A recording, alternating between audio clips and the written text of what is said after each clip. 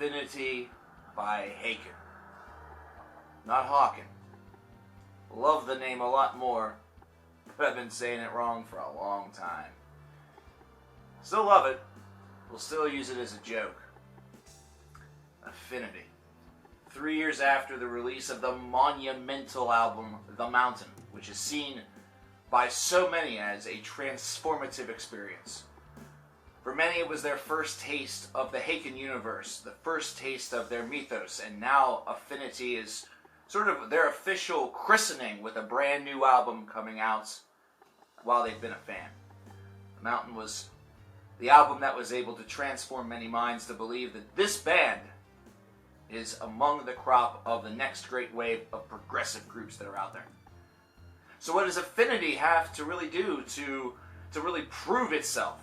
We just talked with Fallujah how they released a monumental album 2 years ago and didn't aim to try to replicate that success, but rather instead decided to diversify themselves a lot more. And I'm here to tell you, right off of the bat, that Haken has done the same thing in a weird way. They've been able to draw on a lot of things that they were able to do on The Mountain. They've been able to add to a lot of things that they did with The Mountain. They didn't seek to replicate The Mountain. Affinity is its own beast, and it's a beast that has a lot of respect being paid to days of old. There's a track on here, 1985, and really it's a very accurate way, an accurate depiction of this album in a nutshell. I feel that there is a lot of debt that is paid to the 1980s on this album in the prog scene, whenever you consider bands such as Marillion. That's one name that really does pop right into the head. And I remember that whenever we did the track review of Initiate, whenever it first came out, that many people were saying that there is leprous worship everywhere, acting as though that's a bad thing. It's not a bad thing. Did you listen to the congregation last year? It's a good thing. Not to mention, their lead singer appears on The Architect, the 15-minute, near 16-minute long beast right at the heart of this record. What's there not to like? So, what is there to like? We heard Initiate.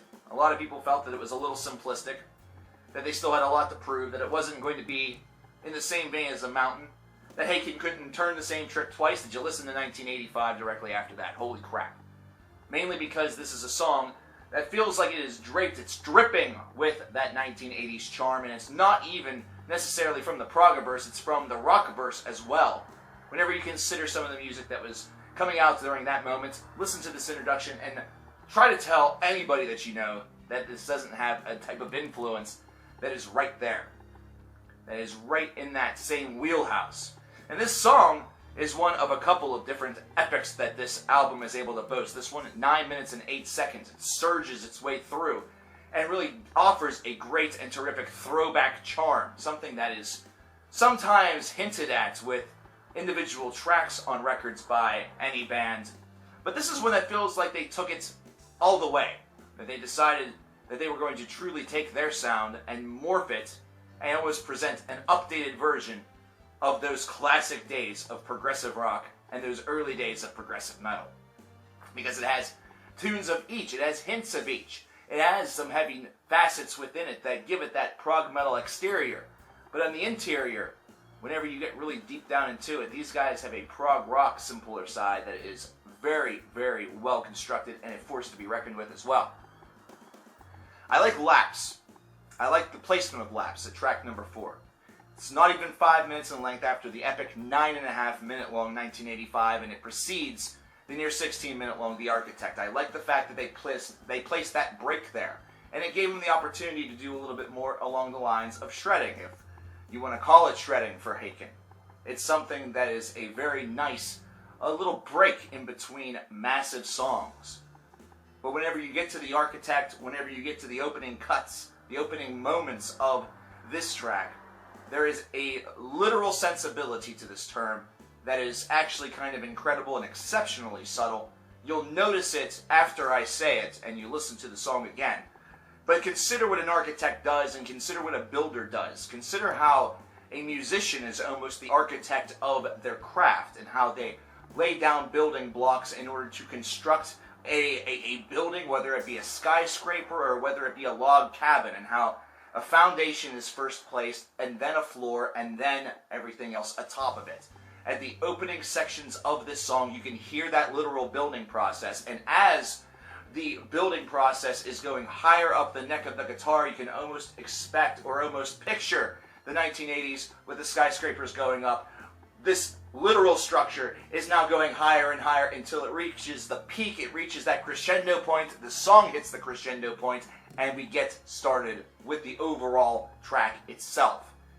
It's a weird little trope. I'm probably one of the only folks that thought of such a thing when hearing this track. Probably meaningless, but I think it's interesting that a song called The Architect boasts that kind of musical architecture. And this track is massive. This track is absolutely lavish. After 7 minutes of big-time choruses, fantastic instrumentalization, we have a softer section that bridges the gap between essentially the first half and the second half of this track, and the last portion of it is going to spellbind you. It has fantastic timing, great moments, and of course the guest from Leprous. Honestly, this is a track that if Haken was looking to try to do something even bigger than what they did with songs like Cockroach King, they were able to do that in a much different way with The Architect. They were literally being an architect and constructing a track that has all of this big money, big ticket, all of that sort of glaze of the 1980s that's been updated to 2016 that really gives it a nice midway portion on this song, really gives this album a lot of depth and a lot of density moving forward. Earthrise is another song that just, it's a gap bridger. It's not even 5 minutes, but its placement is once again beautifully done.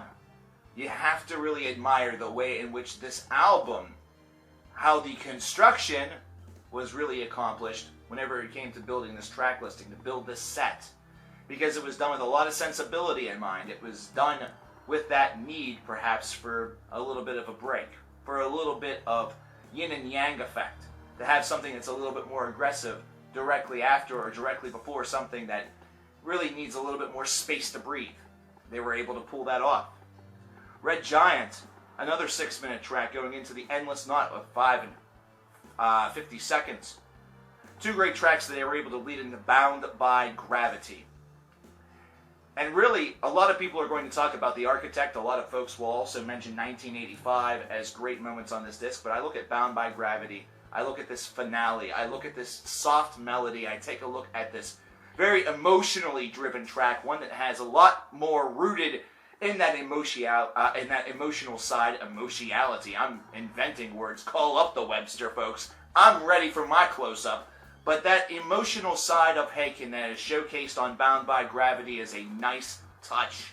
It is one that gives it even more density, it gives it even more layering, it leaves you with sort of this airy, almost tears in your eyes, happy finale, this happy effect that very few bands are able to actually accomplish and still feel as though they fit the confines of the heavy metal interior. And this is a band that certainly 100% is welcomed into the fold, is a part of this fold, and is representing heavy metal very well, like a class veteran, someone that's been in this game for a long time, when in reality, as far as full length is concerned, this is album numero 4. This is senior year whenever it comes to albums. The Mountain was going to be an almost impossible album to touch. It was going to be hard to top, it was going to be hard to scale. But Affinity was able to do something similar to what Fallujah just did. They were able to take their sound, they were able to build different elements to it, they were able to give it a little bit more. They didn't top The Mountain, they didn't need to, they didn't go in with that in mind. They set forth with an individual idea that they executed, and executed very well. This throwback idea that may have been done without even the desire to do so. It may have just been where the sessions took them. Really provided an excellent snapshot to how some of the lessons and some of the ideas, some of the concepts, the music history of the 1980s, some of the earliest stages of prog rock and prog metal can be applied in a very good fashion, well executed fashion in 2016. 91 out of 100 for this album. There are some moments where the band just doesn't feel as fresh. Actually, whenever we look back, the single that we talked about and actually gave some praise to is one of the weakest tracks on the album. It's the one that just doesn't seem to fit as well. But aside from that, this one's a barn burner. This is one that you will be able to go back to each and every time. It's going to be that quirky album, perhaps, in your Haken collection, the one that you enjoy going to because it has some nice memory to it. Perhaps you'll go back to a track such as The Architect or Bound by Gravity and cite it as one of your favorite songs, or cite it as one of the best things that Haken has ever done. Either which way, this is an album that helps really prove that this is a band that's still evolving. This is a band that's still working on putting their feet forward and continuing to build their sound. They're not resting on their laurels. They don't want to be just known for the Mountain or known for Aquarius, known for Visions. They want to instead be known as a group that can constantly build on what they do and to have every album come back and feel fresh, feel a little bit different. They don't want to turn the same trick twice. But I want to know your thoughts about this disc. What did you think about Affinity by Haken? This massive, sprawling, progressive giant of a disc? Let me know in the comments below. My name is coverkillernation. We still have a lot to talk about this weekend. I hope that you'll come back whenever I do and talk about it with me. Take care.